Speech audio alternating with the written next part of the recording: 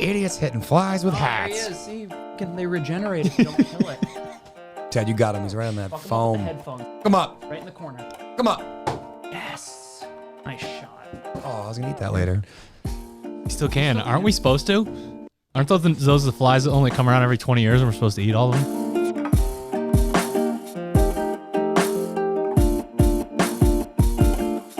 Good morning, Misfits. You are tuning into another episode of the Misfit Podcast. The Goon Squad is back in town, fresh off a 3:30 a.m. flight from JFK. Feeling fresh. Big yikes. If our brains reflect the HRVs that we've been seeing on the screen, then we apologize in advance. Speak for yourself. I got like 4 hours of sleep, Speaking of, and it was the highest it's ever been. Nice. I can get get an excuse this week. Ugh. Sherb, what did you do? Did you, with your no sleep and HRV, decide to test your hamstring with a heavy deadlift? Yeah, I think it's a good idea. You know, if you start to feel a little bit good, you just load up as much weight as possible and see what happens. 395 felt really good. Better put 500 on it. Better put 600 on the bar. Speaking of your feelings, let's see how hurt you get with this grip test here. Fuck. Pop Keep the your- other hamstring. Wow. 152. Ooh, suck it, nerd. That is I'm the by inverse. far the Inverse of my highest HRV. you've ever gotten. Inverse. The lower the HRV, the HRV. stronger. Have you I ever get. gotten in the 140s? You got that Yeah, Wyndham I've gotten HRV. that. I've gotten the 150 before. Oh, get out of here. Yeah, but it was me by myself in the in the office. I'm in Saw it. trouble right now. Yeah, you might be. I am in What is the actual number? trouble. 52.8? Did you delete it already? 52-0. Eight. It was It's even. 8. Oh my goodness. My knuckles crack when I squeeze I don't know that if too. I don't Wish know if fingers my broke. ego is here today. I'm not sure that it's showing up. All If right. it is. We'll find out, I guess. Turned off. Oh, I guess that means it's 0. That was everything I Had had. 0. If I lose now, now he needs the what end did of the what did you do to Go it? to the end of the podcast now. He needs enough time to recover for it. My forearm actually hurts. He's hurting over there. The last time I talked shit, I lost too. That's okay. You still need to. Wow. All right, rematch. Let Hunter What do you go mean first. rematch? How do you know you got 152.8? Bring, go to the tape. I recorded on my notes for the A podcast. tie It says to the might not, 10. and then my score. All right, I'll break. Really important notes over here. You guys would be blown away by Sherb's notes. He just writes Misfit I Podcast think I'm going to make a new website called Fucking misherbsnotes.com. nerds. 176. You always got to go. We're gonna go do it lefty. later You because gotta my go first one was lefty. obviously better. You got to go lefty. You My don't- first one was obviously better. I do go lefty. You got to go righty. You got to go opposite hand. I won't do it. You got to use your teeth. No. All right. So Remix. this is a Granite Games recap podcast. It was a crazy weekend for a million different reasons, and we're going to tell you why. But first, if you're listening to this and you're like, man, the Misfits just went out on the floor and absolutely crushed Granite Games, you can follow the same programming as those athletes. Competition Block 3 is live right now at misfitathletics.com in the SugarWOD marketplace, and you can try it for 2 weeks for free. So if you're like, well, I didn't know, and now these athletes did so well, you get 2 weeks to try it out to see what you think of it. Also, like the most fun time of the year for a CrossFit athlete to jump into a high-level competitive program because we are getting outside the box and doing some things that are taking you outside of the 21-15-9 monotony of the inside the gym stuff. So there's a decent amount of things that should take you outside the gym. For a lot of people, that's an exciting And you way to got train. some previous CrossFit Games events, both for the MFT followers and a little bit of a hatchetized version for Hatchet followers. And then Mock Games Week is always a good time too. Yeah, Mock Games Week is right in the middle of that, and like Hunter said, those things will have a hatchet version. So if you're thinking, oh cool, I get to do old events that I can't do, we're gonna make sure that those are all scaled or modified and in there so that you can tackle the same thing. And then the other part of it that makes it typically a bit more fun, quote unquote, is the idea that you can choose a lower number of pieces from, kind of a wide array. When we're getting athletes ready for the CrossFit Games, we have to tackle quite a few different things. So if they're doing 4, 5, 6 pieces, which obviously includes like lifts and skill work, you get to go in and say, okay, I have my data. I just did the open. I just did quarterfinals. Maybe you even just did semifinals, and you know what you need to work on, and it's all going to be there. And you just need to be smart about lowering your volume so you can actually attack the things that you need to. Also, Misfit Semifinals collection is live at sharpentheaxeco.com right now. You watch the athletes out on the floor. We get the, the gradient vibe and the purple vibe, depending on, if you like the flashy sort of thing, or you want to go classic old school Misfit colors.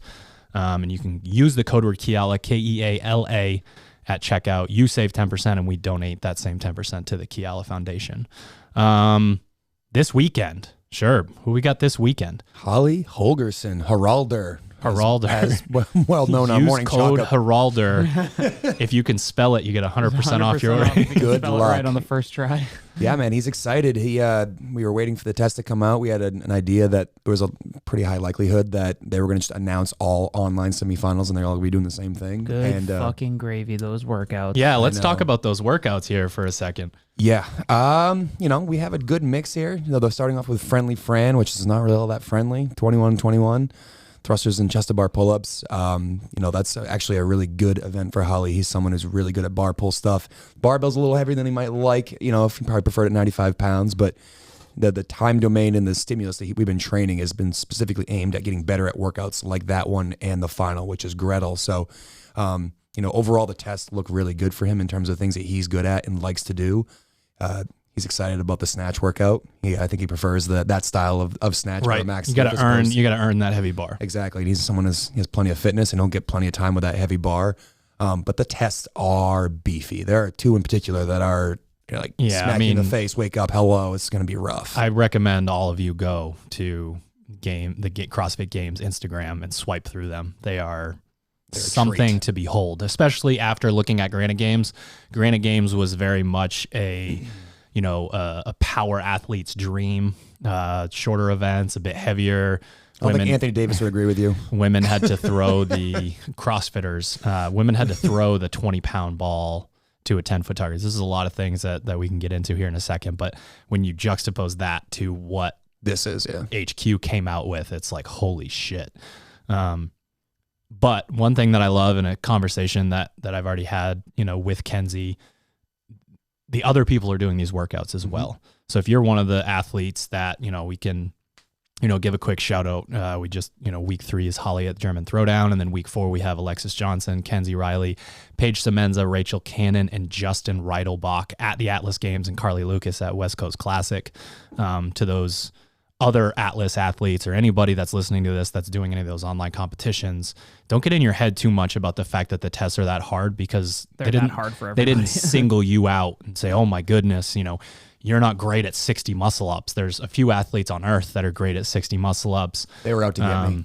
You can pick the pieces out where, if you're well balanced, just for sure, those double Thanks, unders, definitely the 300 double under set. So think about it from that standpoint, because it's going to feel like a personal attack to almost everyone that reads them at first. And then you're going to realize you're doing the same workouts as your competitors. And if you're fitter than them, you'll do the workouts faster than they will. That's you might not the do them conversation I fast. had with Holly. I was like, the things that we've been working on, the short sprints, we get the opportunity to kind of hit both of those on events 1 and 6. And then the middle ones, that's pretty much our bread and butter of things we've been training, trying to get some of that aerobic base so they can kind of stay moving the entire time, because they're going to be grinds. 3 out of those 6 are very long workouts that are going to make you really test your ability to just kind of stay moving and knowing yourself. So he's excited about them and his back's feeling good. So I'm excited to see what he's got this coming weekend. Yep. So just a shout out to the rest of the athletes that are out there. I did put down a note this morning for the podcast that's totally off topic, but we've talked a decent amount on the podcast about the mental health aspect of COVID. And they did a research study on what happens when someone alters their circadian rhythm. And sort of based on the chronotype thing, I know that, we've looked into that in terms of, the guy assigns you're a tiger, you're a sheep, that sort of stuff. Yeah. They found a 23% cut in the risk of major depressive disorder symptoms by changing when you wake up by 1 hour earlier. 23% change 1 hour earlier, and then 2 hours earlier is 40% change. And basically what they do is they have some weird metric. They call it your sleep median or something like that. And it's the midpoint of when you wake and when you go to sleep.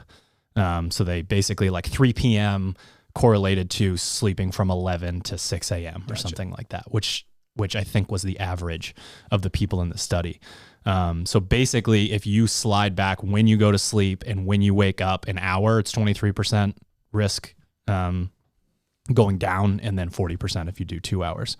And I think it's important to bring up because so many people have that, like, either I'm a morning person or I'm an evening person, but when they do the sleep studies and normalize everyone's sleep, those windows are usually only, like, the widest gap is only like 3 hours total.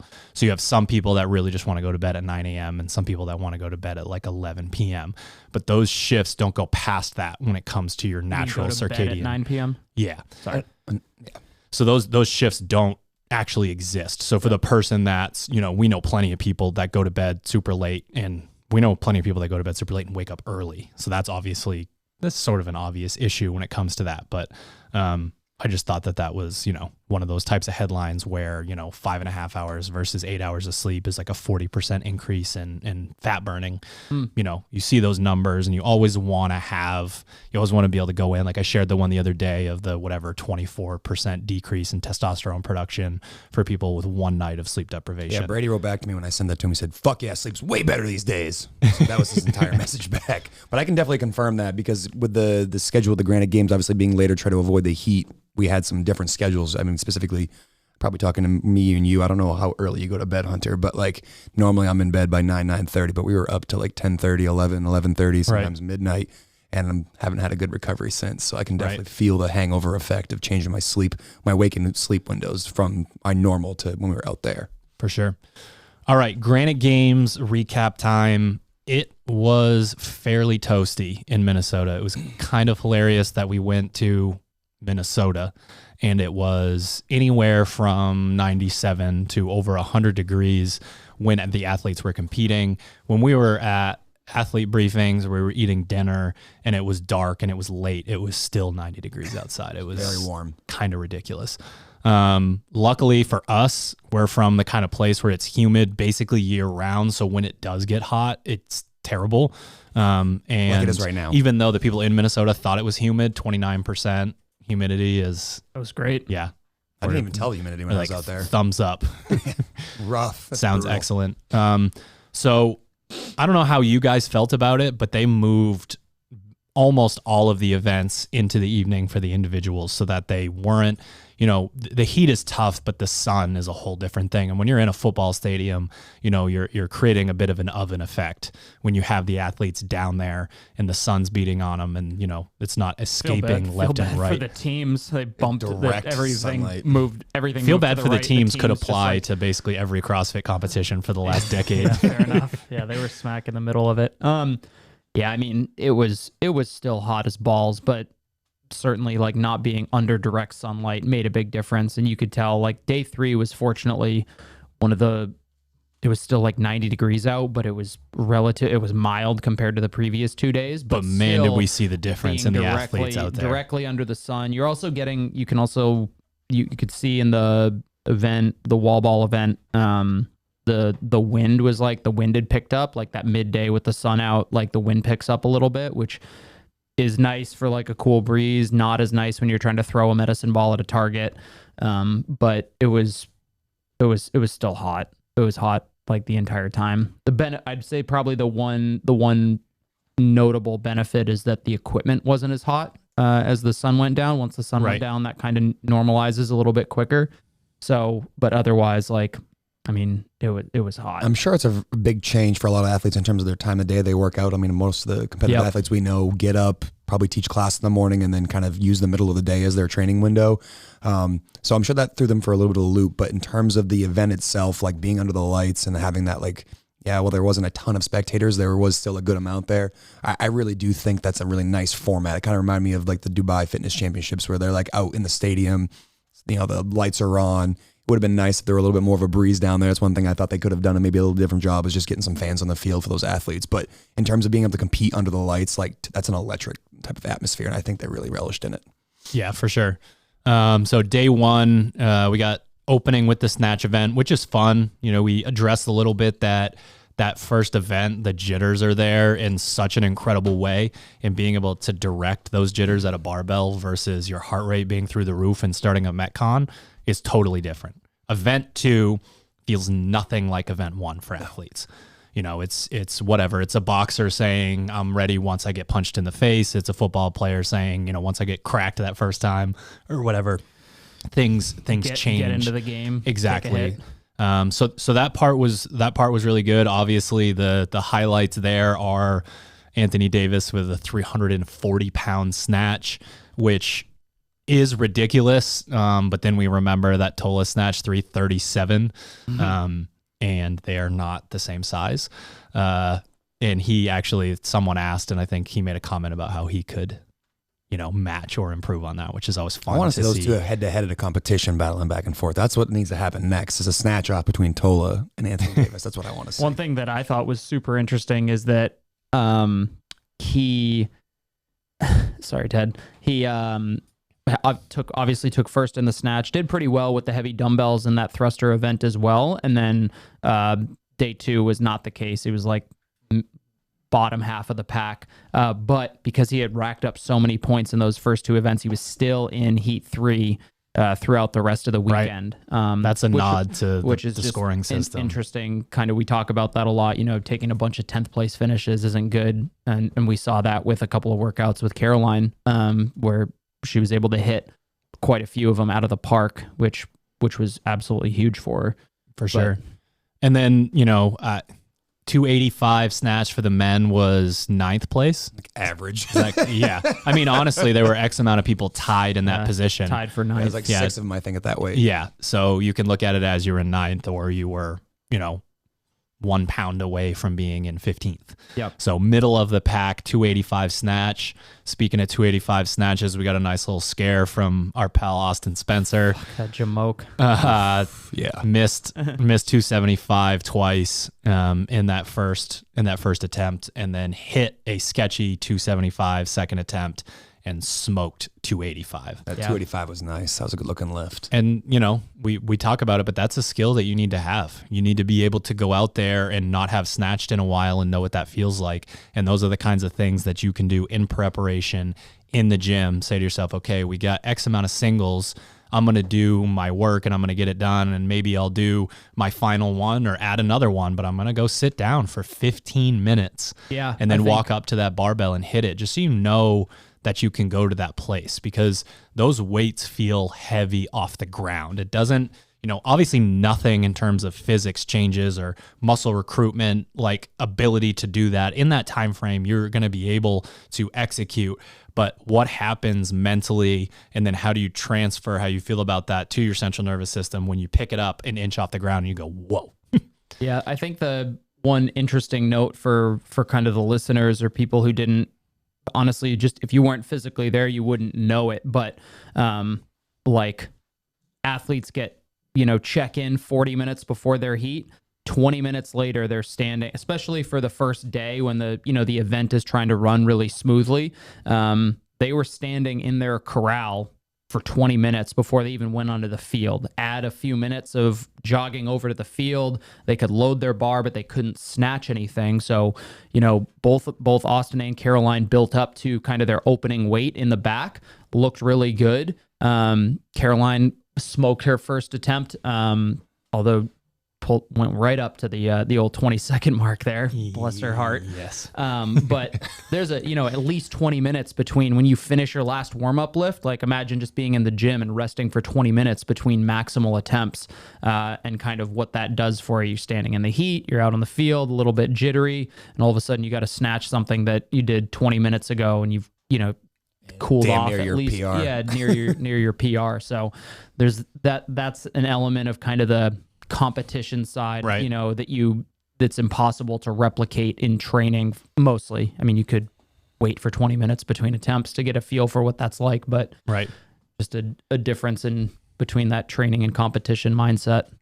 And women are snatching 215 pounds nowadays, the 200 to 220 range. I sometimes snatch 215. 200 to 220 range is in play now at most competitions. So you're looking at what I like about that is what we always used to back in the day call the 225 snatch effect. No one can do it, and then everyone can do it. So lean into the fact that you look around and say, I'm as strong as that athlete. What is the difference here? Is it technique? Is it belief? Is it, training program? What is it? 200-pound snatch to be top 5. Right. So, joke. Know that that's possible for the caliber of athlete. We're, obviously Anthony Davis size wise is a bit of an outlier, but the girl who snatched 215 pounds, that was not the case. No. Obviously being a little bit lankier, you get more whip on the bar, but longer range of motion, all that good stuff. So, the snatch event, we're going to have Caroline and Roy on as soon as possible. So we don't have to, try to tell their story specifically. But it was pretty funny when Roy power snatched 280 pounds and the whole crowd went, like there was a significant difference between the celebration that the crowd had for every lift and then the whoa, holy shit, minds. That he power snatched 280 pounds, especially considering he didn't really get under the bar. A little starfish action, little meniscus action. Tiny stutter step as he was catching the bar and stabilizing it, but still unbelievable. And then he sort of switched over there. And then, from the coaching perspective on Caroline, I think we set the tone for the weekend properly by asking her to open at a weight that was 5 pounds heavier than she believed she could hit. What does that do for you when you're really wondering, how's this weekend going to go? I'm super nervous right now. I got to go out here and do this lift. I've been working on my conditioning all year long. Why do I have to go lift? Or, that sort of thing. And then you see enough attempts at 165 and it's like, we're here for a reason. Put 170 on the barbell. I talked when we were talking to her, it was like, hey, whatever you open with, you got to say also, are you setting yourself up for success? Like, obviously you want that first lift to be like the confidence booster, get it in the bag, but also you got 2 more jumps to make. If you start with a conservative weight, are you setting yourself up to make too big of a jump? And now all of a sudden your opening weight is your score weight. And you're in a massive hole already. Like you don't want to psych yourself out after hitting your first lift and being trying to go for your second lift and making a 25-pound jump and just being like, this bar isn't moving off the floor. Right. Event 2 was not so we did event 2 in testing on the runner, and we do it on the runner because we never want athletes to test an easier version of a workout. We don't like that. I don't think it sends the right message. I don't think that, if you have an idea in your head of what something is, it's like asking a basketball player to practice with like a normal basketball and then they go out and it weighs like 2 pounds heavier and they're like, what the fuck is this thing? So we had them test it. It was brutally hot the day that they tested it, actually, and they ran the full 200 on the runner. But then as we got to Granite Games, we got to briefing, each iterative thing completely changed the workout. So it wasn't a 200-yard run or 200-meter or whatever they called it. They were running back and forth on a football field, and really the only time they went almost down and back was around 1, and then to run through to the finish. So that set the tone for this might not be what we think it is. We get to the event, it's 97, 98 degrees, whatever it is. And although it was heat 1, basically we were watching people do thrusters and cool down jog, maybe jogging. Yeah. And that's just not the same thing. I don't think is what we expected. It's basically more of you in training, the athletes got to flush their legs out. And there just wasn't enough steps or time for that to take place when it came to that. So you're watching it and you're like, okay, what is this workout really? Caroline goes out there and gets to, again, immediately prove to herself that all of this, because we make athletes do things that other programs don't make them do.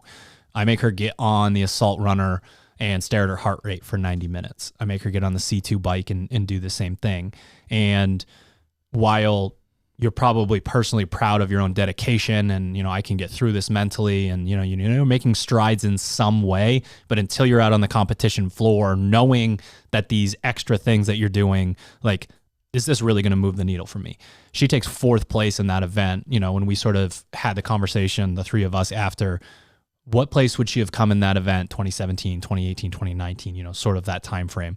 And that's what made that exciting. And I think that's what really set the tone to be able to walk back and look her in the eye and say, you just came in 4th place on a running workout. Yeah. Yes. And again, that you start to really sort of stack these blocks of like confidence as you're going throughout the weekend. So that was really great to see. And, that following heat, Mallory O'Brien, bless her heart, ran the other athletes out of that event. So she went out there and did what she could, which was something not another single person could contend with, but it's a competition, right? Yeah. So you're out there and you're like, my pace is obviously too slow, so I got to keep up with these people. Well, in the real world, when you do that, it's really hard to come back and do thrusters and then run hard again. So she really set herself way far away from the pack by doing that, because a lot of athletes tried to keep up with her. And another thing that we addressed was like being able to be that strong and be at that size and body weight is obviously quite the advantage, especially in a workout like that. It's funny. I was talking, kind of thinking about that event for a lot of athletes that ran themselves out of it. A conversation I had with Roy prior to the event starting, I said, for a lot of athletes, they're going to run too hard after their first set of dumbbell thrusters, and they're going to be in a world of hurt. And we saw a bunch of athletes hammer the 18, with Roy being somewhere near the bottom of the pack, probably 7th, 8th, or 9th in that heat. And then next round he was 6th or 7th, and the next round he was 4th or 5th, and the next round he was in the top 3. And looking at that event, you were right. It's a running event, but you have to know what that pace is. And you have to know that because you've put in the time at different varying paces to know that when the event is this long, I go this fast. When it's this long, I go that fast. So you can see that with Caroline, and you can see it with Roy, having done a lot of aerobic work, like knowing exactly the right pace and how hard to push, because what good is it to sprint back to your dumbbells and stand there? Like, congratulations, you ran hard, but now you're resting the same amount of time, or taking the same amount of time you would have if you had run slowly. So to me, that was a really exciting event to see for Caroline to win a running event, and for someone like Roy to see all the aerobic work that he's been putting in pay off, and something where, a lot of athletes were continuing to redline further and further as they were running and getting back to their dumbbells. And all of a sudden that I'm going to go unbroken turns into 2 sets, turns into 3 sets, turns into, let me just get this thing over with. To see someone like himself have a appropriate pace and be able to push the entire time and kind of swoop in at the last second and take a 3rd, I think, in his heat, and maybe a 4th or 5th overall. Like, that's huge over the course of the weekend. That's like a big placing for him. And it's exciting to see Caroline take a 4th, putting all that hard work in. Yeah, and there's a lot to talk about when it comes to this workout, because the nuance is all over the place. You've got Caroline, who goes through and does the workout, and in testing did not put the dumbbells down. In competing, she did put the dumbbells down, but she put them down because she had to. She was going through and, starting to have those reps where it was like, ooh, we're going to get this, we're going to get the final one in there. So she puts them down. Whereas Austin goes in with a plan to put them down, and he's more of a fast twitch athlete. And when he puts them down and picks them back up, he feels worse than he did prior to putting them down. Yeah, I think you said that in like the set of 12, it was like, I could have done it. I put them down. It was worse when I picked them back up. Exactly. It's that chest to bar effect. You feel great while you're doing them, and the second you stop, you're like, oh my God, I'm going to die. Well, he didn't feel good doing them either, though. The insinuation there, though, is that strategy within a workout is different for every single person. And then it's also different for movements that seem super similar. With the wall balls, it made a ton of sense to drop that. What's the difference between wall balls and thrusters, right? Like, that sort of power output when you don't get to throw the dumbbells up in the air and, shake it out and rest a little bit, makes it a very different movement. When you're holding on to that thing the whole time, you can control the pace. Whereas with the wall balls are just sort of wall balls. Yeah. That are there. And then you got to this is one of the fun moments. You got to give a shout out to Austin. Austin makes workouts he looks like he's going much slower than he is. He's in a lot of pain. He shows it. His face turns bright red. And then it looks like something bad is happening out on the floor. And then you see his score and you're like, oh, okay. We're still in this. We're still, aiming for qualifying or last chance qualifier or whatever it is. And whereas Roy is literally the exact opposite. Roy set the tone for me for watching him for the rest of the weekend in event 2, because he stayed very calm and did his thing, but so many athletes, again, we have that pet peeve. I'm going to run my own race, quote unquote. It's like, well, you're racing other people's. You might not want to do that. Yeah. Roy can run his own race, but those athletes are unicorns. There aren't that many of them that stick to a plan through thick and thin and come out the other side at that place, where they, truly feel like, okay, that's what I had in the event. I just wanted to be smooth and not have it be up and down and up and down. Yeah, I think Roy's a little bit unique because I was talking to him about this, but you can really tell that like if you've been watching athletics or CrossFit for long enough, you can start to identify the people who have a lot of pre-CrossFit athletic experience. He played football at like Permian High School, like Friday Night Lights, that high school, and then played in college as well. And you can see, like, one, based on how somebody moves, things like how powerful they are and whatnot, you can identify the athlete, but you can also start to see that express itself on the competition floor, where no, he doesn't necessarily, he's not like looking around, he's not concerned about it. He's had so many reps of so many opportunities to compete. And I don't mean CrossFit, but was he the most experienced person there? He must be the Him or Pacelli. Him or Pacelli, like a most experienced CrossFitter there, but also even before that, just the number of reps that you get competing at a high level, and like in football and in college, like that stuff does make a difference. And you could just see, like, in his, like, he's done it enough to, like, I don't need to worry about that guy. Like, I know I want to beat them, but I don't necessarily need to be dialed in on that person. Yeah, that's what's so weird about coming from different backgrounds and going into CrossFit. Yeah. Because for me, until being in CrossFit, I didn't understand the other side of the coin at all. When you love sports and you love, like, the show and showtime, like, you just basically try to survive practice so you can go do your thing out on the floor. And obviously that sort of mentality even in regular sport, it's not great. Like, looking back on it, I wouldn't repeat that. Sure. But, like, it's impossible to act that way in CrossFit because so much needs to take place in that spot. So when an athlete is gonna lose to someone by 1 second because they don't sprint through the line or they don't do these other things, I still have a hard time wrapping my mind around it. It's like, that is the moment. Like, if your legs work at all, they better work at 100% capacity for 2 seconds. Yeah. Like, just go do that. But it's funny, obviously, just go do that. I'm seriously though, when athletes have like a rep or two left and they start failing, I cannot understand. Yeah. I cannot wrap my mind around that. Part of it's because I typically am breathing heavier, but still have musculature that supports moving. But then it makes total sense that those people that love preparing are better than me at CrossFit, right? Right. Like, they love that grind, but can we combine those ideas? Can you remember in the right moments that you are competing? Like Roy trying to catch up with Paulson. They posted the foot race. They posted the meme today. I think they tagged the wrong person though. They thought it was the kid, Nick Matthew. It wasn't. It was Roy. I almost commented that's Roy, but I didn't. I don't go there. So yeah, I think that just for me set the tone for the rest of the weekend. You can get really. Anyone who saw Hunter and I in the stands, anyone who was watching the live stream, you can get really into it. And Roy's one of those athletes that sort of, once you watch him a few times, puts you at ease while he's going. It's like he's stoic. It's just like soldier mentality. I'm just going to keep working. Nor is he somebody who's going to like feed off of that.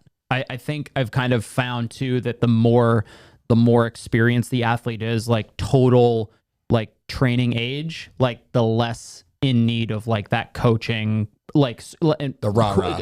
Like the cheerleading sort of thing. Like Caroline, like I don't know how much she feeds on it, but our coaching approach for Caroline was a lot different than Austin and Roy. It was like, they can hear us even though we're not saying anything. Like, they know what they have to do, sort of thing. Yeah, and one's not better than the other. Obviously, it just different styles, super athlete dependent. Right, absolutely.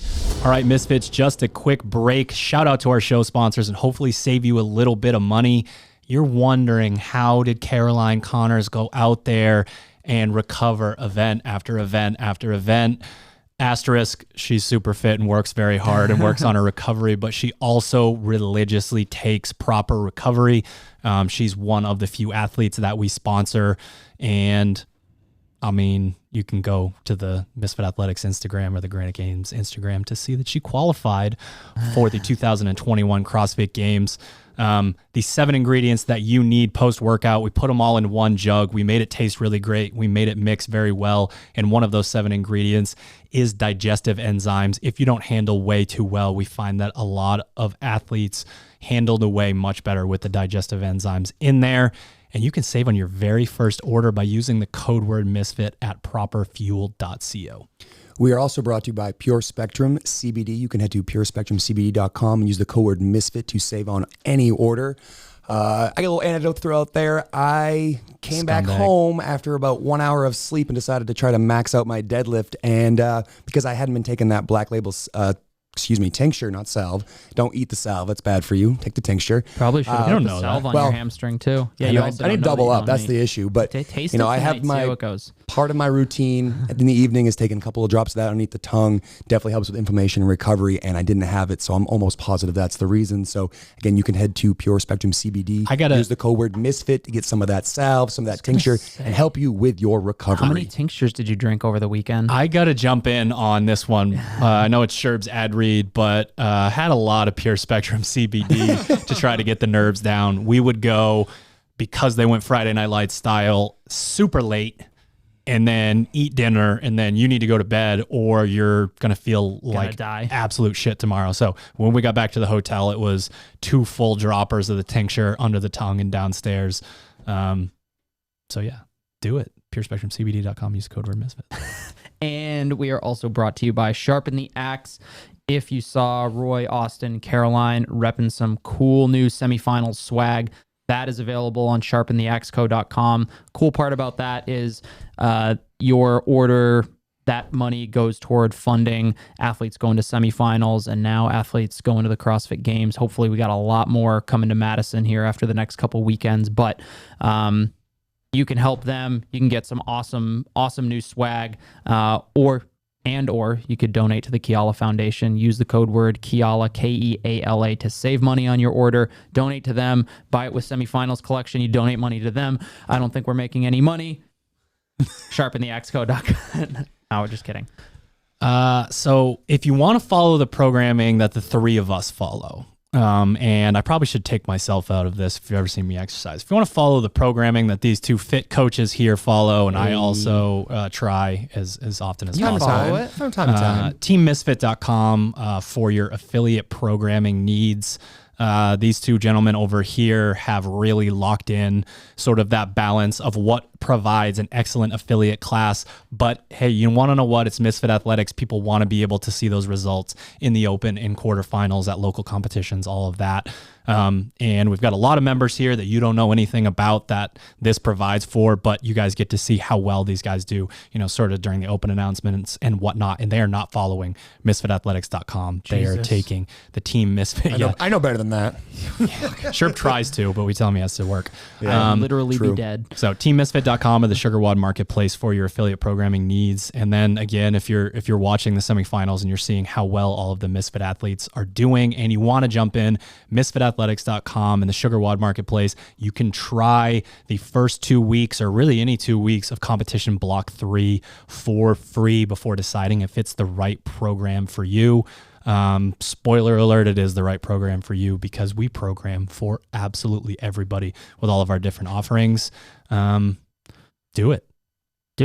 Also a good time to jump in because we got phase 1 coming up after comp block 3. And we talked about that a little bit. And that's always like you ramp up, you start a new program, phase 1, you're super excited about it. And then you can't walk for like 3 days because it kicks you in the head and you're like all excited. So good time to jump in. Can't handstand walk either because there's a lot of pressing.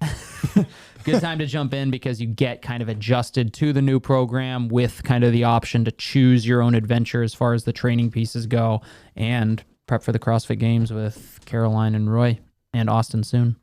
TeamMisfit.com, MisfitAthletics.com, SugarWOD Marketplace. Try it for 2 weeks for free. All right, back to the show. Saturday, day 2, our first event, day 2, was the sled workout, correct? Yep. Mm-hmm. Yeah. That workout was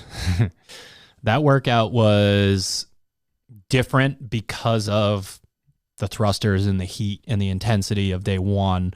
And then, you know, going out there and dialing up the intensity on things like heavy squat cleans and burpees, and then going out to a sled can be extremely deceiving. Like, when you care so much about an athlete doing well and you're watching them, maybe they got a slow transition or they're having trouble pushing or pulling a sled, like, it's hard to, you know, you'd want to snap your fingers and get your heart rate up at 190 and have your legs feel like they're filled with battery acid to understand how an athlete feels in that. But that might have been my favorite workout that was written there. I really like that. I really like the concept of the buy-in, and then what can you go do, you know, out here? Because if your buy-in's not quick enough, then obviously you don't have enough time there, but it creates a scenario where you sort of reset the athletes together and get this amazing visual representation of, okay, his 999 were pretty great, but started to fall off a little bit, 7s, 5s. It's cool to have a workout where you're resetting athletes together, but they're not actually together. The variables I thought were really interesting there, you know, talking about the high metabolic demand of the movements that were picked, how they had to transition between things, how the transition was a huge part of the workout, especially if you're someone that got into the 5 and 3 round. You know, those are people that are not necessarily pushing the pace and had to really try to hustle down there. But seeing the battle that we saw in that event with those athletes, and some of them figuring out the sled very quickly and some of them really struggling with that sled. I love when they throw an uncommon implement into a CrossFit test, because they always just go back to the unknown and unknowable, to see an athlete who's put in the time on other implements and other stimuli to be able to rapidly pick up something like that they've never done before. It was, to me, a really cool event, and I really do like the reset, because every single round you get to race again. It's not like once you're 3 minutes in, the workout's over and you're like, see you later, we're not doing the same workout anymore. They have a chance to kind of push against one another. Yeah, I think I would agree. I think it was probably the best programmed workout from kind of just an all-around and probably the most well-rounded test. Obviously, not every workout is meant to be fully well-rounded. It's the accumulation of the tests.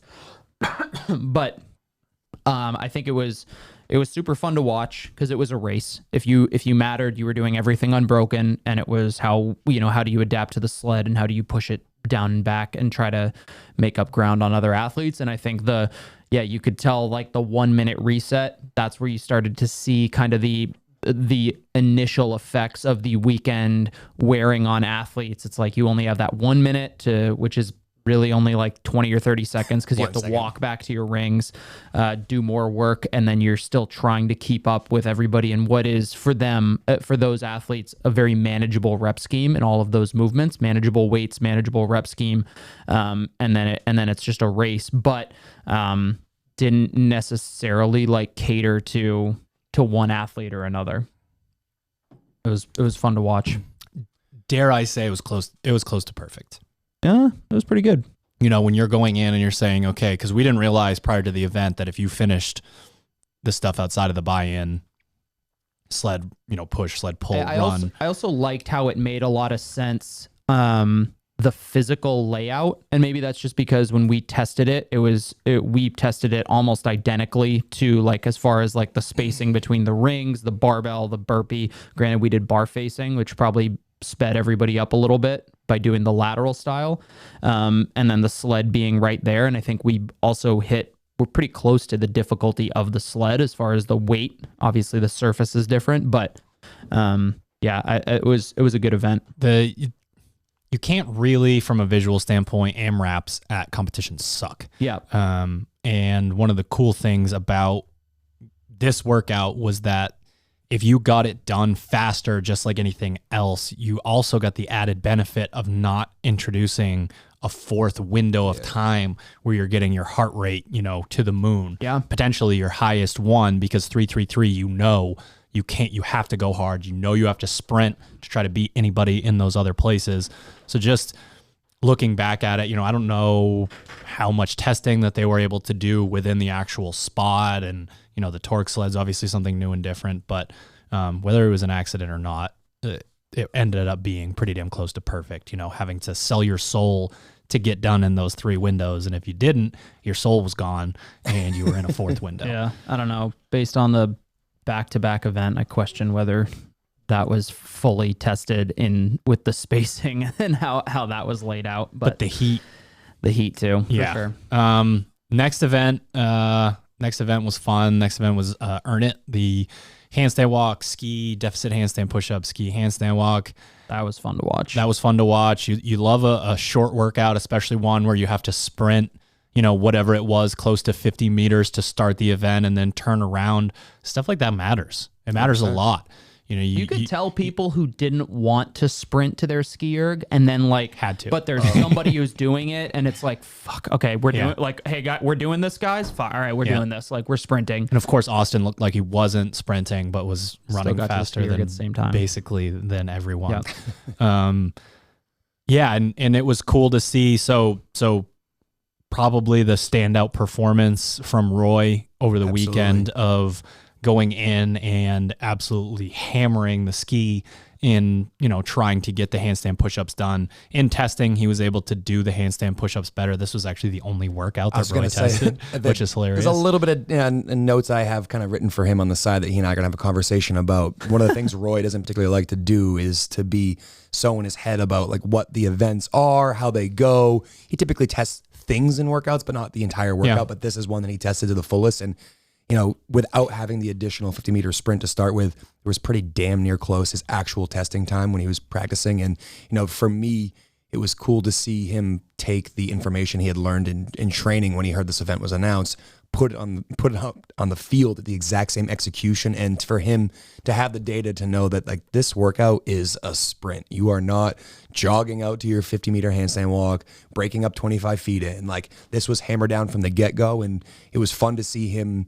And we went back and forth on the plan and how fast to go. And he said he executed it to a T, and to see him execute that plan and then provide out a second place performance only to Scott Tetlow, who I think just hammered the handstand push-ups. That was the separator in this one. But to me, that was very cool to see because, you talk to an athlete, you're working with someone, Roy and I have been working together for somewhere between 6 and 8 months, but we haven't had a chance to be in person really at all yet. Most of our information just kind of talking about programming and whatnot, but to take the data from training and see it show out in something like this, an event that, we were working on aerobic stuff, but for him to be able to still sprint in all those events and see that aerobic work pay off in a test like this was really cool to see. And, nothing's better than seeing your athlete kind of sprint to the finish ahead of everybody else. Yeah. The thing that there's no point in doing a podcast and being like, oh, the judging was this or the judging was that, but someone's got to figure out what the handstand push-up standard is. Yeah. We got to figure it out. So we had the measure this and your feet got to go over the line. That's fine. Mm-hmm. But obviously it makes it challenging to know if your hips are open or honestly, even if you're fully extended, with your elbows coming through. It's also logistically kind of a pain in the ass to do that at an event. Like I remember they did the ring dip thing in 2014, which I think was cool. Before. They had kind of the night before they put the strap on and we're just like, but they had the problem with that is they had those windows. Like it wasn't like specific to you. It was like, okay, if you are within this category. No, it wasn't perfect. There's just been so many iterations of it. And I personally like how, especially at the higher levels, it's more just like head on the ground at the bottom, locked out at the top. The problem, like the difficulty is then it's like, okay, hips off the wall, which makes sense. But it's not hips off the wall. That's not off the wall. But that's not the standard. It's hips open. That's what they announced. The hips have to be open at the top. We need a straight line from ankles to wrists. Exactly. They put that within the movement standards, both at Granite Games and in the open. But how do you judge that with the speed? You have to get your hips through. They did say butt off the wall, but they also said you have to have your hips open. So there were a lot of athletes out there who probably if we went down, there was daylight between their butt and the wall. But they were in this crazy overextended position and essentially doing what gymnastics would consider. I don't know what they would consider it, but it wouldn't be a handstand. An arch. So it's just, that was the one time during the weekend where it's like, and I'm not talking shit. I wouldn't want to be the judge. Do you want to be the judge who's, judging a high level athlete and they're going super fast and it's like, okay, their butt's off the wall, but their hip's not open. Like, did they flash their hip? If you're trained eye for that, I just hope at some point there's a way to figure out the standard where everyone has to go out there and do the same thing. Because once you get no repped by a random judge who's just trying to uphold the standards that they ask them to, then you start to move slower. And then you look at an athlete who could have won the event that slides down to, whatever spot. Maybe it's even middle of the pack because slow handstand push-ups is time under tension. So right. My only rant for the weekend is just that I hope, and it's got nothing to do with the Granite Games. It has to do with the community and, them figuring out what a handstand push-up is and figuring out some clever way to measure it, because what's happening currently is all over the place. I mean, but they're like, I don't know. I thought it was pretty clear. I don't remember hearing the hips open part. So that's a super subjective thing, but off the wall. But hips open is not subjective. Yeah, I see what you're saying. Close to open, someone's got your butt is either on the wall or it's not. The problem, the one thing that I would say is that is fixable is that I do not understand. I suspect it's so that the athlete can see the judge. It makes no sense to me that a judge is almost directly in front of an athlete. You cannot possibly see the standards and the range of motion that's required. We saw that in the dumbbell thruster. Like, not to take away from any athlete, but like just that massively overextended position with the dumbbells kind of in front of the head. Like, I'm sure they're not seeing what we're seeing. Correct. Yeah. But it's because they're standing in front of them. And it's really surprising to me that they get told where to stand though. So exactly. Well, that's surprising because you go to an L1 and CrossFit has at least some say in these events and kind of the way that they're supposed to run. It's really surprising to me that it's not like, hey, judges need to be at 45 degrees or at the side, or it changes based on the event. And again, that kind of makes it tricky. Like you're trying to yell no rep at an athlete. They can't hear you. They can't see you. Like you don't want to inhibit the athlete, but like that would be my problem. Like one, I don't know, suggestion. I'm sure HQ is listening to this for sure. Definitely. So, make your judges stand off to the side. So within that workout itself, our athletes did pretty well in that workout. That overhead position from the 6-inch deficit is super challenging for Austin. He's been working on his shoulder mobility now for a long time. So for him to get to a point where, my kipping handstand push-ups are finally where I need them to be. And they're like, well, now you're 6 inches down into the ground. Good luck. So for him to tackle a test like that and still end up where he did was really impressive. Obviously, Roy and Caroline both absolutely crushed it. The other, sort of outlier that's sort of in the Misfit family is Chandler Smith taking a very long time to do those handstand push-ups and then essentially entering a time machine on his skier. Like a psychopath. It was just like how is it possible that he's handstand walking right now? Now we know Chandler, we know what he does on machines. Skiing at like 3,000 cows an hour, just a little easy recreational 3,000. But that goes back to, that reminds me of, Roy doing his thing in certain workouts. I think Chandler knew that he was going to run over and rip the handles off of the ski erg, and it's your total time, right? Yeah. So being able to stay within yourself and do that is cool. Sunday. So we go into Sunday, and based on travel and ceremony and all that stuff, it's no longer the athletes are working out at night. So we go into our first day of let's see what it's like to be in an oven while we're exercising. Yep. And of course, the very first event that they do has two parts to it. So you have a 2-minute reset after, getting your core temperature up to a place that it's potentially never been, especially in training. And then having to go out and do that. And then the kicker there was them announcing that men and women were going to throw the wall ball to the same target. So we're watching heat 1 and we're trying to get data for our athletes that are in later heats. And I mean, it was like Plinko. It was like the balls for the lottery. Like there were wall balls everywhere, throwing them straight up. They're bouncing off the ground. They're doing this. And it was challenging to get a feel for what it's going to take the best athletes on earth to make this workout look like how they envisioned it being. Now, if every athlete has to do the same thing, then it's fair game, right? Yep. Like we adapt. Yep. If you think Caroline's not going to have a heavy wall ball to a high target here in her training moving forward, that would be... That's like the first thing she said to us when she got off, after she got P tested. She comes out and she goes, all right, heavy wall ball training starts Wednesday or no, Monday. And Drew's like, no, a week from Monday. Yeah, a week from Monday. She's not allowed to do them yet. But what made that situation very unique is she did not get her core temperature up to that place. Yeah, and the scoring system, really favors high finishes if you are middle of the pack in both of those events. If you take she came in second and 29th, or 29th and second in back-to-back 1 and 2.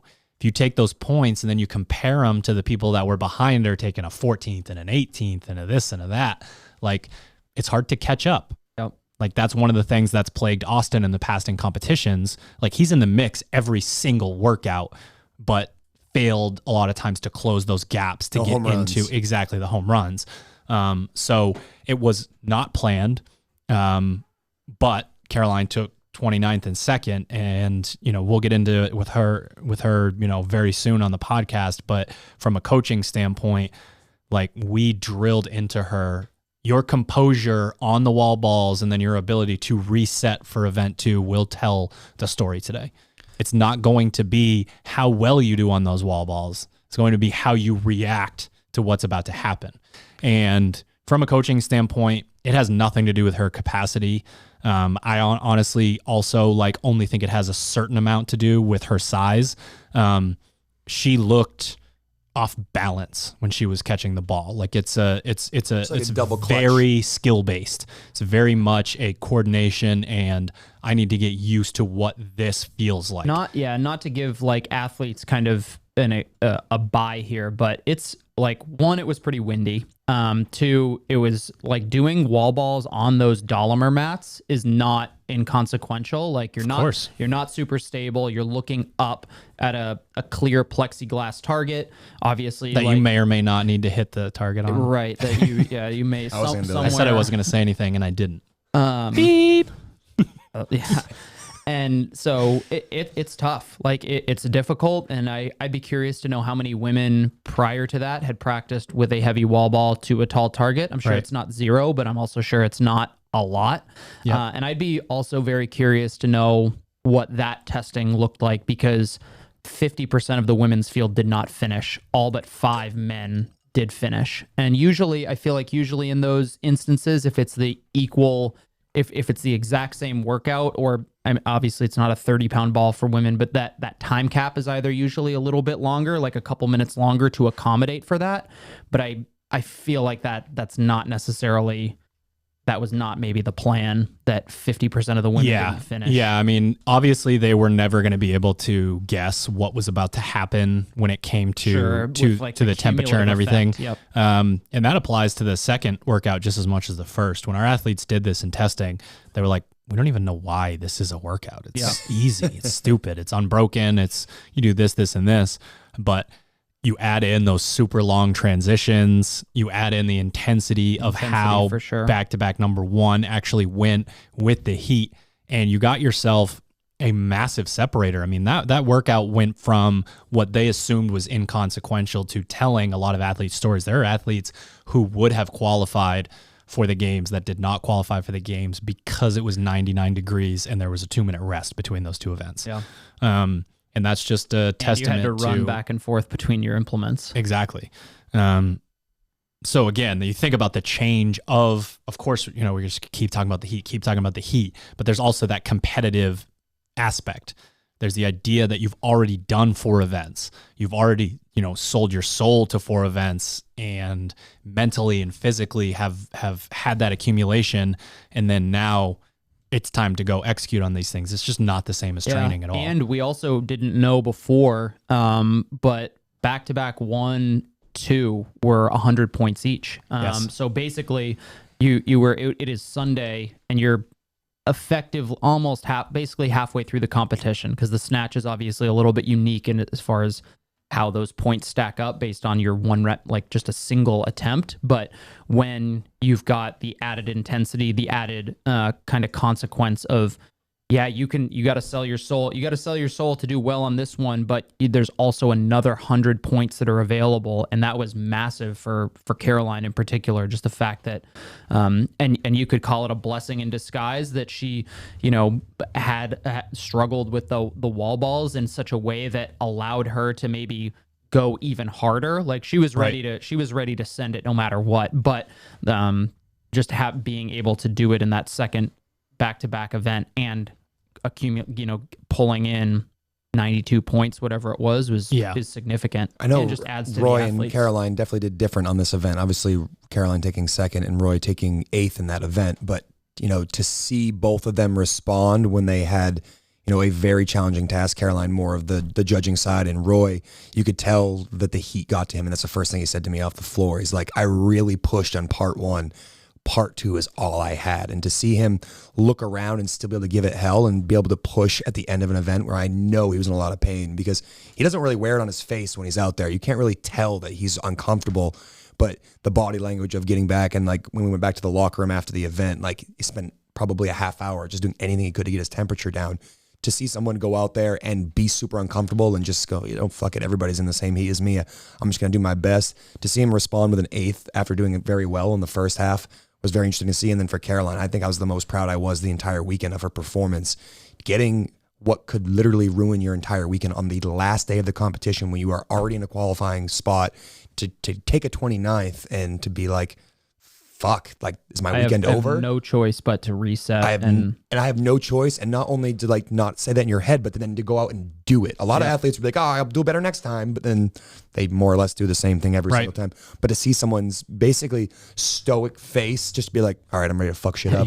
You have 1 minute to feel bad and then 1 minute to get ready to send it. I don't think I didn't even see it on her face. I know a couple of times she looked over in the crowd in the first round of the workout when she was eating some no reps, but like she immediately just went back stone face. And like that's the maturity of her development as a high level CrossFitter. I thought, exponentially increased over the course of the weekend. So many lessons, and to see someone that I know a few years ago would have tried just as hard as the person that was here this past weekend, but didn't have the maturity to step up and just be like, you know what, forget it. Monday morning quarterback, I threw an interception. Who cares? I'm going to get back after it. To me, that was the coolest thing of the entire weekend. Yeah, but for a lot of other people, if you're asking yourself, how do you get there? We're measuring different metrics at a certain point. You have to realize that the metrics that you have are not always like, this is what I got in the workout specifically. She kept looking at Hunter and I, and we told her she was doing great. And what we meant was, you're handling this very well, right? But that is so important, because if you think like, you can have all the maturity in the world, but if you believe that your weekend is over based on what is currently happening, your weekend's over. Your weekend becomes over. It's a self-fulfilling prophecy. So for us, we've been doing this for long enough that we can tell an athlete, you are doing great. You're doing great because you're not necessarily getting screwed, but maybe compared to other athletes, the standard's a little bit different. You're keeping it together. So just those constant reminders of that's where it is, you can start to understand as an athlete that the metric is not always what you think it is. There's a lot more at play here than just that. And then the only other thing about that workout is we got a visual representation of what the weekend was doing to the athletes. We saw the fittest people on earth. They could not jog from toes to bar to the D-ball. They could not jog back. It wasn't physically possible for them to do that. And when you think about how impressive they are, and when you watch them in a gym and you're just like, how the hell do they do this? And then for the second time in the weekend, they couldn't jog. Yeah. Was like, holy shit, this is kind of crazy. Going into the final, we got another workout where it wasn't what we thought it was, right? No. So the big cog in the wheel here is the super heavy devil's press. Yep. And which was actually just a burpee ground overhead. Burpee, clean and jerk, basically. Yeah. And all of that happened because they didn't want athletes to shorten their range of motion by jumping super wide. Jokes on them, wouldn't have mattered. If you go super wide and you don't have leverage over your hip, you can't get it over your head. Yeah, what do you mean I can't? My toes pointed to the fucking left and right. Right. I can use my hips, and right. This is easier. Yeah, that doesn't make too much sense. But the story of the weekend, the most stressful part of the weekend, the craziest part of the weekend. Jesus. There aren't fucking words for whatever that part of the weekend was the lunge, the double overhead. And it wasn't a shoulder mobility thing either. It was, hey, guess what? You've done a lot out here and it's still super hot. And 5-yard increments for most athletes took everything that they had. Whereas we were like, in training, you put them up overhead, and the only reason you would put them down is if the shoulder mobility got a little sketchy. Yeah, and watching both of them struggled, or probably Austin a little bit more so because also he was doing a devil's press. We didn't know if they were going to allow like kind of a almost like a snake snatch sort of thing. Right. Certainly didn't expect them to say you could stop at the shoulder. Didn't expect them to just change the movement entirely and say you could do a burpee clean and jerk. He fucking sent it to start too. He did. I mean, he did what he had to do. Like if he had like, should talk about that in a minute too. Yeah, I mean, what happened to him? He did what he needed to do. Beat everyone in the entire competition in those devil's press. It was crazy. Yeah. He just flew through those. He wasn't one of the first people to the devil's press, but he was by far the first person to the lunge. He moved super well, and then in training they both did. Actually, Caroline might have had to go back on the last 5 yards, but they both did it as if they were going to do the 45 feet unbroken. Right. And I was fucking terrified that was going to happen. Caroline's season was going to be over, but people were, the cumulative effect on the weekend was noticeable. So Austin is in the warm-up area, and his fiance qualifies for the CrossFit Games, and even the three of us who Austin gets the true absolute front row seat to the dedication of Caroline. We get to sit behind one him. row back. Yeah, we're one row back. We get to see it, and you basically either saw all of us crying or saw that we had sunglasses on and probably knew that there was potentially some tears behind those sunglasses. It was dusty for sure. It was super dusty. We started playing the Notebook on the Jumbotron. I got emotional. There's the dude in Field of Dreams was playing catch with his dad at the end. A little bit there. Dying. Yeah. So Austin is in the warm-up area, and they announce Caroline Connors is going to the CrossFit Games, and Austin starts crying in front of all of the other competitors who know that they're engaged, and before anyone can really say anything to him, all right, time to go. The head judge says time to go, and they run it onto the field. And he cried, he said, through about 10 to 15 calories somewhere in that fan range. on the rower to dry his tears off. We were like resetting ourselves to be on the floor, and he was like, she did it. Like, like, you're right. Get ready to go. You do it now. Now you do it. Yeah. So that was pretty crazy. Again, we'll get Caroline on the podcast ASAP, and we'll talk about it. But quite a moment to then, like, especially from a coaching standpoint, as you're running back around, and then Austin's in first, so you start to ask yourself, what happens if Austin snags 100 points, and then blah blah blah happens? There's a lot of jam. movement, on that workout. There really was. So, he got himself into the Last Chance Qualifier. We're still tracking on whether he's excited about that. He obviously will be when it comes time for it, but the idea of selling your soul and then hearing, like, it's basically like an AMRAP. You're like, oh, so I won, but I have to keep going. You've earned more pain. Exactly.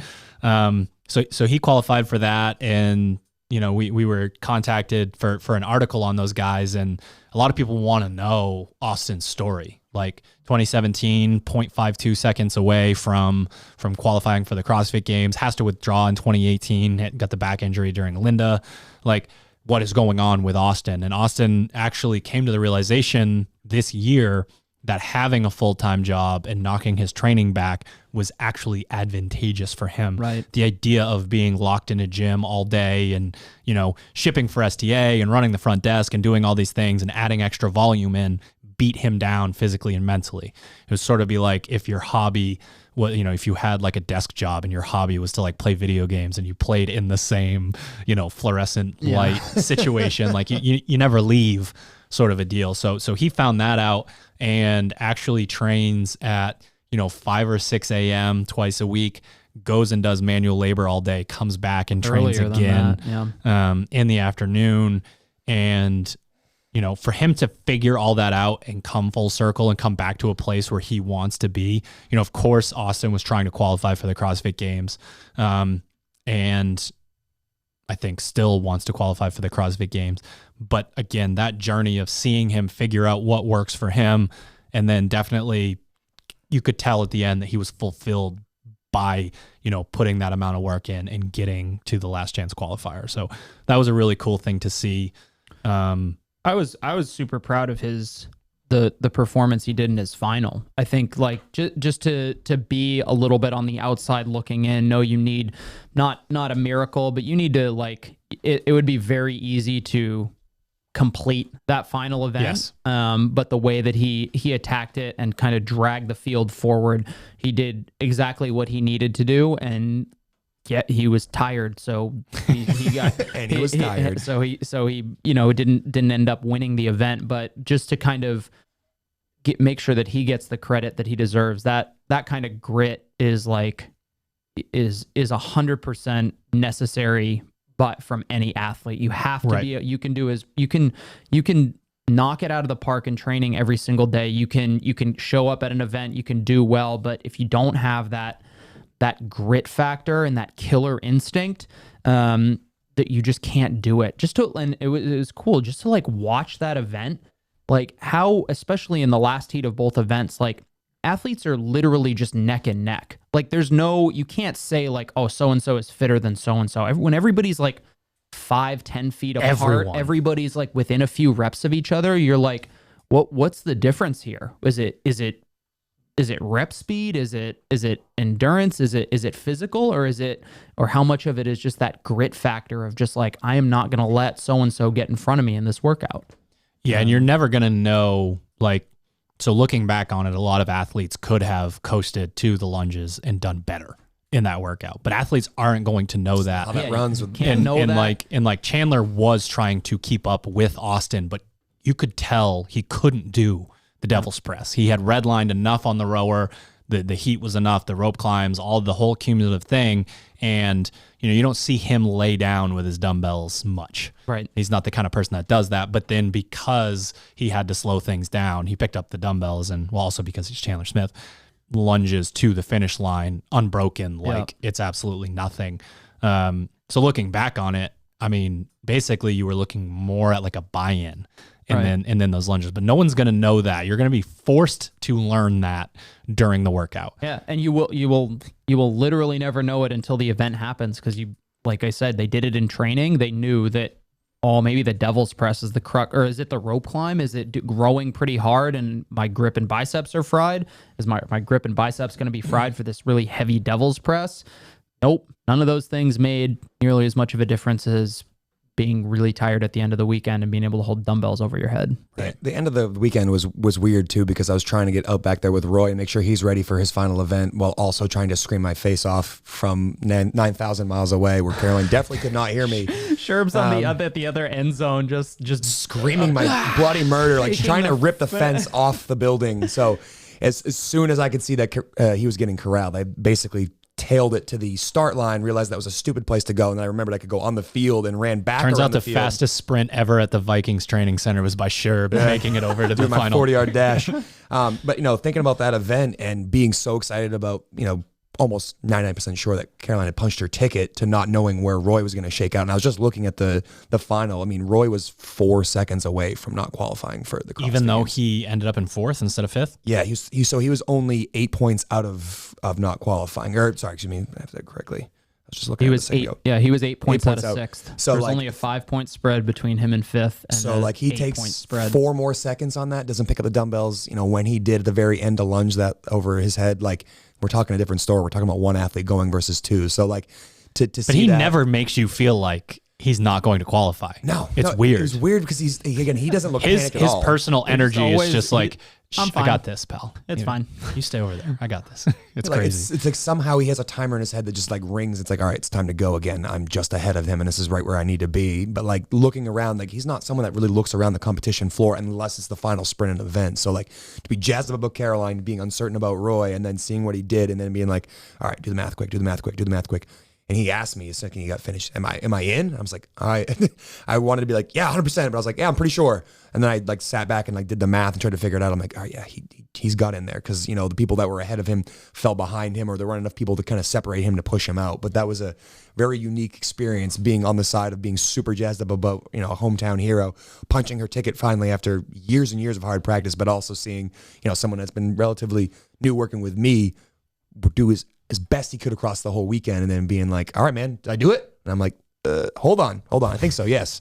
And then thankfully, you know, he did what he needed to do and he punched his ticket. So a really cool end of the weekend, but God damn, was that stressful at the end. I was dying. And of course the event ends and the questions start flooding in. People want me to choose my favorite child. They're like, well, how does this rank compared to the other athletes qualifying? Yeah, basically everyone did.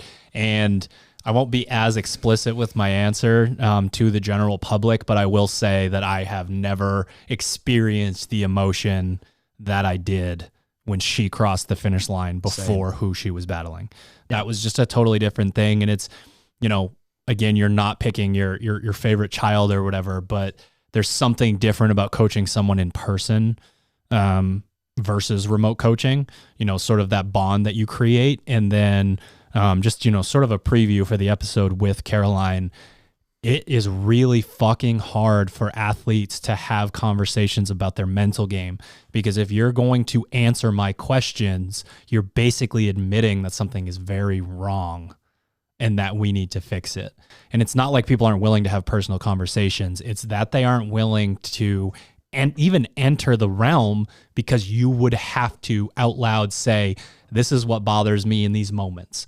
This is what I am holding back. This is what I am scared to put out there or whatever. And those are the things that she was willing to do.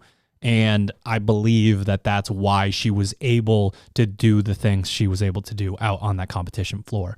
So when you have those conversations with an athlete and then they go out and execute, it's just totally different. You know, the depth of the mental conversations and how are we going to move the needle in the direction we need to was much more than I've ever had with another athlete. And you know, I'm not tooting my own horn. I'm saying that I've tried to have those in the past with a lot of athletes, and it's the ego is just too big to say, this is why I think I might feel this way when I'm competing or when I'm doing this or when I'm training or when things get shitty. So, you know, for anyone out there that wants to know, how do you we posted the photo of, she was in our beginners class. You were her coach in the beginners class, right, Hunter? Yeah. To the CrossFit Games. Those stories do happen, and it's the little things that are going to make or break whether you are 10th place or 5th place. And some of those little things are it's a lot more challenging to have those conversations about yourself than it is to, you know, hold a pace on a rower. The higher, I think from a coaching standpoint, and I'm certainly less experienced in that than you are, but the higher level athlete you start to work with, or the higher level athlete you are, you have to realize that so much more the spectrum shifts from a lot of exercise to, yeah, it's exercise, like do the workout, but it starts to become more like we need to have these conversations. A coach becomes a lot more of a therapist than a you know, we're talking about what your snatch looks like and what you need to get on this workout in order to compete. You're now starting to, that foundational stuff is set, and you're going to, you know, as the coach, that the athlete is going to do what they need to do in the gym. I'm obviously assuming that they have that kind of mindset or they have that goal in mind, but it starts to become, what conversations are we having? Like, can I, as the coach, lift some of the burden of what is going on between your ears so that you can focus on execution? So yeah, and you could tell that was the case for her. And I told her that she was by far the most mature I've ever seen her. She held her composure a hell of a lot better than I did. Yeah, when you were going to fight that judge for the swappy on second and third place. Listen. Yeah, we almost got Hunter kicked out of the Granite Games for life. We did? Hunter almost got kicked out of the Granite Games. Himself out. Don't give that to anybody else. I almost got myself kicked out. That's all right. Would have made it worth it. But that was actually my next question. What was the weekend like for you? I mean, you've coached athletes before, you've coached athletes at competitions, but what happened this weekend was very different than your previous experience. What was that like? It was it was an awesome learning experience, because I talked to your dad about this a little bit too. And my role, like, to me, it was, Austin and Caroline are obviously both your athletes predominantly. And going in there and just kind of my mindset was like, okay, is there something that I can offer that, not that you can't, but is different? And right. I'm not gonna try to parrot what you're saying. I'm also not gonna, like, there were a couple times where I took cues of like, okay, like, don't set expectations, like, and there's a different approach for different athletes and whatnot, but it was like, what kind of value can I give this athlete that contributes and isn't just talking to talk? Because, like, as an athlete, that can be more stressful. You've got a lot of different feedback coming, and to attempt to,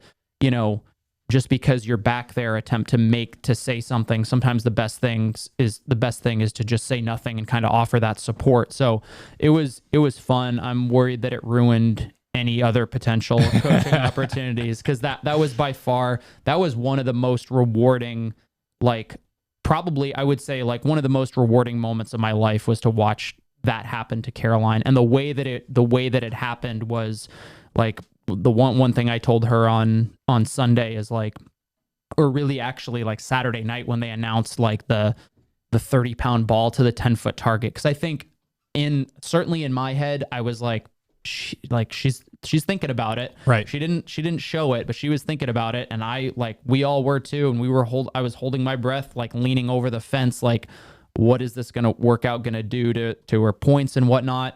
But it was,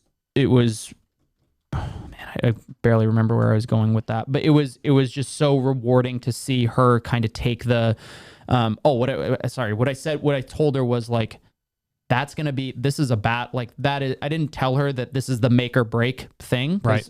Obviously it wasn't necessarily, but in our heads, it was like, this is a hugely important moment. Right. And it was like, you wouldn't want it any other way. Like, you wouldn't want to be cruising to the podium. Like, you've earned it this far. Like, you need to do it again. And that is going to be a much more significant impact on you as an athlete and as a person, by having to earn it the entire way up till literally the last, like, 10 seconds of the weekend. Like, it literally start to finish, you will earn your place at the CrossFit Games, or you won't. And she did. It's funny. That's what Roy said at the end of the event. I mean, he's been a Games competitor individual. He's on Don't Stop's team in 2018 and wasn't sure what he was going to do for this year. He was a little bit up in the air. He'd kind of always been a lone wolf, did it on his own. And for him to reach out and say that, I need that little bit of help, to be able to have that vulnerability, sort of like what Caroline did, be able to kind of voice the frustrations that are in her head, making the difference there. Something similar with Roy here. He's like, I've never felt like I've put this much effort into it. And yeah, I've finished in higher places at the South Regional years ago, but I have never been more proud in an event because I had adversity. I am proud of my effort because I had a difficult weekend, a weekend where, he was coming back from some knee issues that he wasn't sure he was gonna be able to squat at all at the competition. And there was a fair amount of squatting in the events that we had. So to see him have that same realization that, like, yeah, they're difficult, but it's difficult for everybody. And I'm proud of the effort that I put in.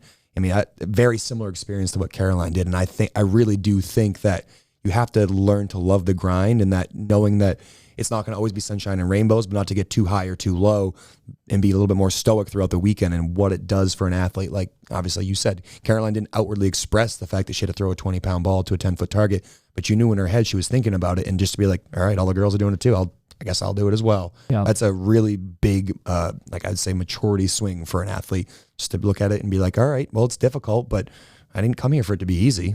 I'm here to win my race. And that means some difficulty along the way. Yeah. I mean, we've collectively as a group been coaching CrossFit Games athletes for 8 years now, which is kind of crazy to think about, but similar along the lines to you, Sherb. I'm not sure what you're typing over there.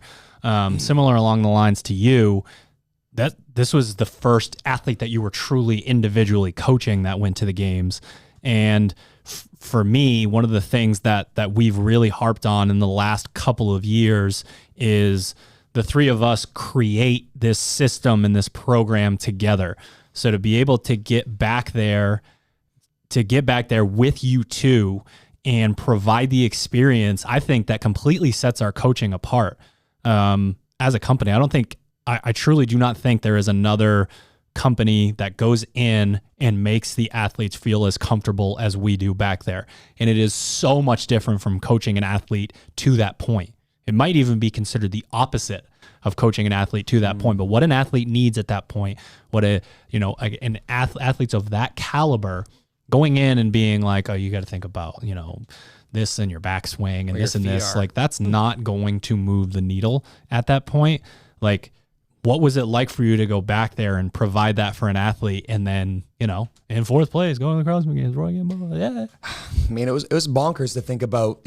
Someone I've worked with a very short amount of time, but has that pedigree, has been there a bunch of times, to be willing to trust someone who he's never worked with before, and say, I realized that I can't figure this out on my own. I'd like some outside help, and to hear him talk about how our training set him up for a good weekend was extremely rewarding. And I'm super proud of being able to help him on his journey. But, working with Roy, I've worked with many different personalities remote coaching. I was actually our first remote coach way back in 2013.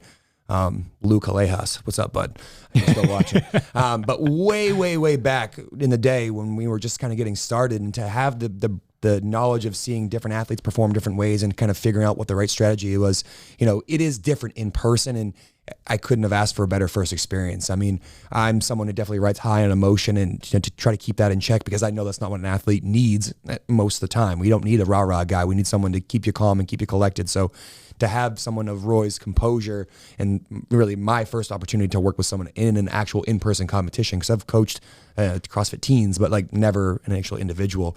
It was a unique experience, but like Hunter said, I learned a lot. It was a lot of my time was spent observing how Roy prepared himself and how the interactions between you and Caroline. I try to observe as much of that as possible, because we always talk about a finished product when it comes to being an athlete. That also applies to being a coach. So learning a little bit about Roy, watching him move, and then being able to now take that information from the weekend and say, all right, here's how we can tune things up even a little bit further, to me is really rewarding, because hands-on is definitely a different atmosphere versus, remote, which is typically how I work with an athlete. So super proud of that. It was also very, like, I'm sure for everybody here, super validating, especially Caroline. Caroline has been a misfit forever. I was talking to Sherb about this, and we identified like maybe one or two, but I would be interested to know how many athletes who went from, I have never done an air squat before, to I am going to the CrossFit Games, and have been completely 100% kind of bred by the same gym and the same program and the same coaches for that entire time. Because we'll probably talk about it with Caroline a lot, but she came into the gym. I was working out. Working out in the middle of the summer, and probably a temperature similar to the Granite Games, and it was like, all right, there's some deadlift and some running, like saddle up. and she never looked back. But to see that's I think that's a huge part of why it's so rewarding to see that. But it was also massively validating to be like, it's not easy. It's certainly not getting any easier as the sport climbs, and as you could tell by the final heats and how close everything is, and that is going to start to become the entire event is that close. It's not a fast process, and like it's very different when an athlete, athletes move around programs who may already have some sort of like or already have that either experience or that kind of I don't know what's the word, they've already kind of established themselves, and they move from program to program, and that's going to happen. But to have the validation that like you just need to work really fucking hard and it's possible was really rewarding. Yeah, that shit never gets old. I can tell you right now that we work extremely hard to prepare athletes through the programming, but then we also like we get done a block of programming, and there might be, there could be upwards of 5 or 6 months in between when we finish and when the athletes finish that final thing. That opens us up to a window of the programming is done, and now we go into that realm of Like, we're going to continue to motivate you. And even though we know you have the determination and the grit, it gets fucking hard in the gym day after day after day. So now our job is to go move the needle in a different way. Same sort of thing that you do in the competition. So when you work that hard to develop that and you learn what an athlete needs, it's reinvigorating. It puts you back into, okay, like we didn't see any events where across the board Misfits didn't do well. So that lets us know that our variance is sort of in the place that we need to be. And, you know, you learn when an athlete's head turns like a dog, or when it's like, okay, got it, like that sort of thing. And you get all that feedback. So to come home with the sort of renewed energy is something we haven't been able to experience now for going on 2 years. Right. And it just feels different. And if you want to follow the programming, you can head to misfitathletics.com, the SugarWOD marketplace. It has the little joke sort of put in there, but you know what? When we reinvigorate and revalidate these things that we do, it becomes a lot easier to just say, plain and simple, if you follow this and you consume the content, you're gonna fucking go where you need to go. It doesn't feel as ego driven to say something like having that N equals whatever experiment to be able to point at, it's a lot different than, so-and-so follows this program. Like, 2 years ago they followed that, 3 years ago they followed that, then they did their own thing for a while. It's like, it's hard to claim responsibility. Sure. And we would never do that. Like, we'll never claim responsibility for Caroline's success. She did the work. She did it. But it's cool to have that, I'd be curious to know how many other programs have that kind of under their belt. As far as when I won the Christmas Throwdown, I technically hadn't been with another program, so we have at least. Is that when you substituted devil's press for like air squats or something like that? Was that the competition, or am I thinking something else? Bro, hey, no. Come on! Hunter's still fired up about it. 2 years ago, I won a bag of terrible tasting protein powder. This was a real competition. All right, so here's your preview of what we thought. The next episode is going to be exactly what you want. It's going to be the athletes that actually did the things, so you can get that other perspective. But we were so damn excited. We wanted to get in here right when we got back and talk about what this experience was like from the coaching side of things. And when it comes to the athletes that were there, it's like coach / fan / like pal, like all that stuff, which, / train wreck / yeah. For real. Anything else, Jen? I was just going to say, don't expect me to see my eyes next podcast. I'm wearing sunglasses, so you can't see how much I'm crying at the end of this goddamn thing. Can't cry on the podcast. I might. It might happen. Unfortunately, it might happen.